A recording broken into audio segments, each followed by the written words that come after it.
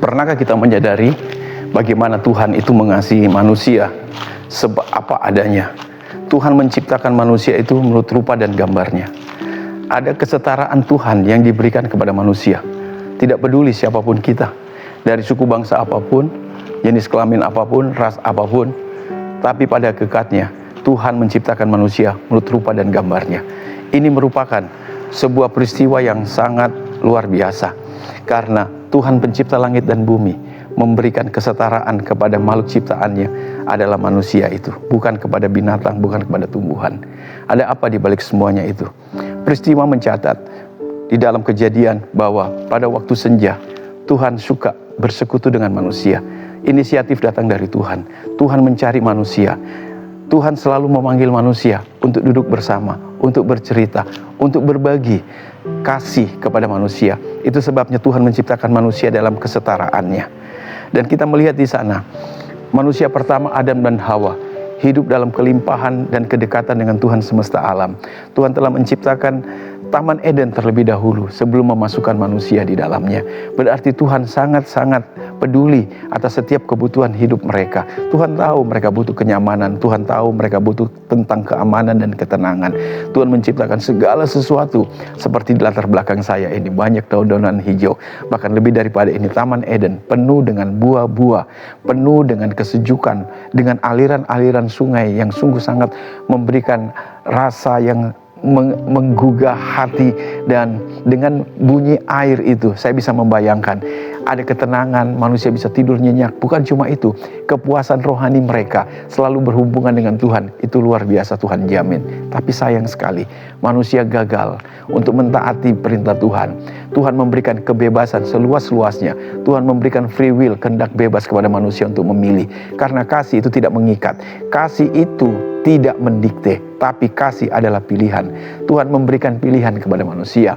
Jangan kamu makan buah yang baik, pengetahuan dari buah yang baik dan jahat. Karena pada waktu kamu memakannya, hubungan kita pasti putus. Kamu akan mati. Mati bukan secara biologis, tapi hubungan kita pasti putus. Tapi sayang sekali manusia tergoda oleh ular. Manusia, sifat dasar manusia, yaitu punya kehendak bebas, ingin sama dengan Tuhan. Mereka menyentuh buah pengetahuan yang baik dan jahat yang dilarang oleh Tuhan. Saat itulah terjadi satu hal yang sangat menyedihkan. Putusnya hubungan manusia dengan Tuhan. Manusia bersembunyi karena mereka mendapati diri mereka telanjang. Tapi Tuhan pemegang inisiatif. Dialah yang pertama mencari manusia. Pada waktu senja Tuhan cari manusia. Adam, Hawa, di mana kamu? Tapi mereka ketakutan. Mereka bersembunyi dari hadirat Tuhan. Lalu mereka mengatakan, aku telanjang, kami telanjang. Dan Tuhan saat itu sedih. Siapa yang memberitahu kamu bahwa kamu telanjang? Kami telah melanggar titahmu. Itulah sebabnya aku sudah ingatkan sejak dari awal. Aku menciptakan kamu seperti rupa dan gambarku, supaya kamu memiliki kehendak bebas. Dan kehendak bebasmu itu kamu ekspresikan dengan ketaatan, karena kasih adalah ketaatan. Tapi kamu ternyata mengikuti kebujukan daripada ular. Dan sekarang hubungan kita putus. Kamu bersembunyi dari hadapanku. Tapi Adam dan Hawa, citraku yang masih ada pada kamu tidak akan pernah aku cabut. Aku mengasihimu. Lalu Tuhan membelah kulit domba yang masih berdarah, dilekatkanlah pada tubuh Adam dan Hawa, supaya ketelanjangan mereka tertutup. Disinilah cikal bakal pengampunan, penebusan oleh darah, karena manusia diciptakan dalam wujud darah dan daging. Ini sangat sulit dimengerti logika kita, tapi seperti itulah dasar Tuhan dalam mengasihi manusia, sehingga Tuhan tetap memberkati manusia. Hanya mereka harus keluar dari rencana Tuhan, keluar dari Taman Eden. Mereka harus berpeluh, mereka harus berusaha, menggali tanah, berbudidaya untuk mempertahankan kehidupan mereka.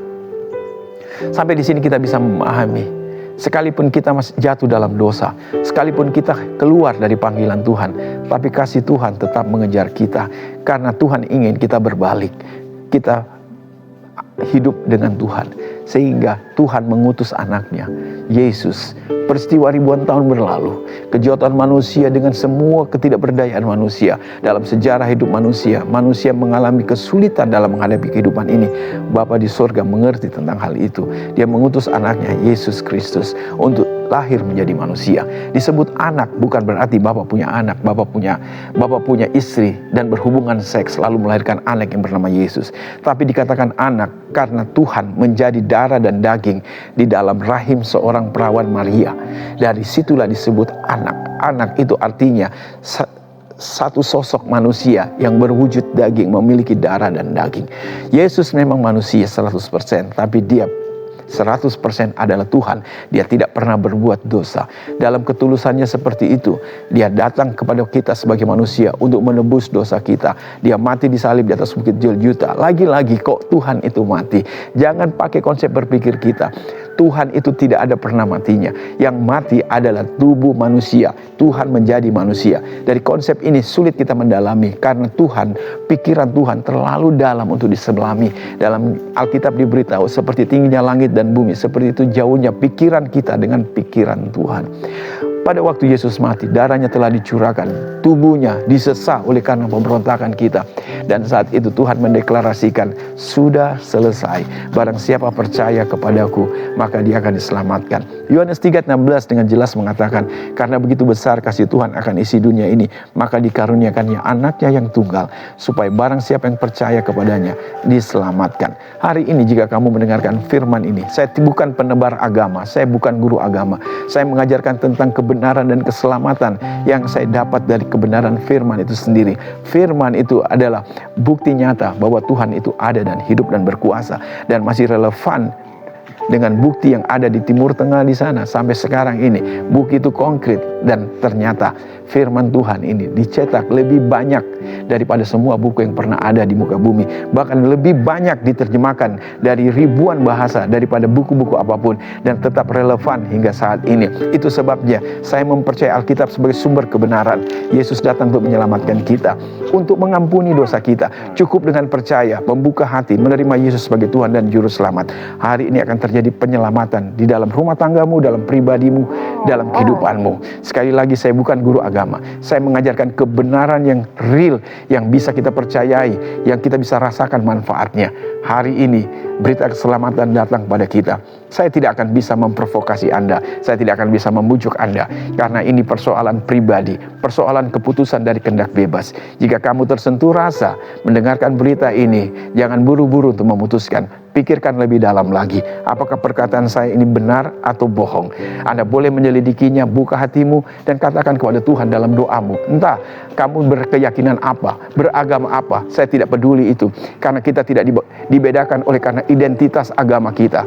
Kita memang adalah manusia, ciptaan yang sama, dari sumber yang sama, dari Tuhan semesta alam. Hari ini saya berbicara kepada manusia kita sebagai sesama manusia. Saya memberitahukan hal ini dengan penuh kasih. Pertimbangkanlah jika Anda menganggap ini baik dan Anda bisa rasakan. Ambil keputusan, jangan berlama-lama. Sebab waktu tidak akan kembali. Kesempatan ini masih ada karena waktu masih ada. Satu ketika waktu akan diambil oleh kita, maka kesempatan tidak akan ada lagi. Selagi masih ada kesempatan, pikirkanlah yang baik. Harta benda, jabatan, profesi yang kita miliki di dunia ini sifatnya sementara. Tidak ada orang yang pernah membawa semua harta benda, jabatannya, nama besarnya di dunia ini ketika dia sudah mati. Ketika dia sudah mati, dia akan meninggalkan semuanya. Itu sebabnya pikirkan baik-baik. Setelah kematian, hidup tidak selesai. Akan ada kelanjutan daripada kekekalan. Sebelum itu terjadi, selagi masih ada kesempatan, pikirkan baik-baik, putuskan hari ini. Saya menawarkan, terimalah Yesus sebagai Tuhan dan Juru Selamatmu. Ketika kamu sudah menerima Yesus Tuhan sebagai Juru Selamat, bukan berarti kamu sudah beragama Kristen. Kristen itu hanya sebuah agama. Tapi saya mengajarkan kebenaran dalam Yesus Kristus sendiri. Karena Yesus datang ke dunia bukan membawa agama, tapi dia membawa jalan dengan berkata, akulah jalan, kebenaran, dan hidup. Barang siapa percaya kepadaku, ia akan diselamatkan. Hari ini akan terjadi keselamatan bagimu, bagi rumah tanggamu, bagi seluruh keberadaanmu. Tuhan menyertai kita. Tuhan itu baik. Tuhan sangat mengasihi kita. Tuhan memberkati. Sampai kita jumpa lagi pada episode berikutnya. Amin.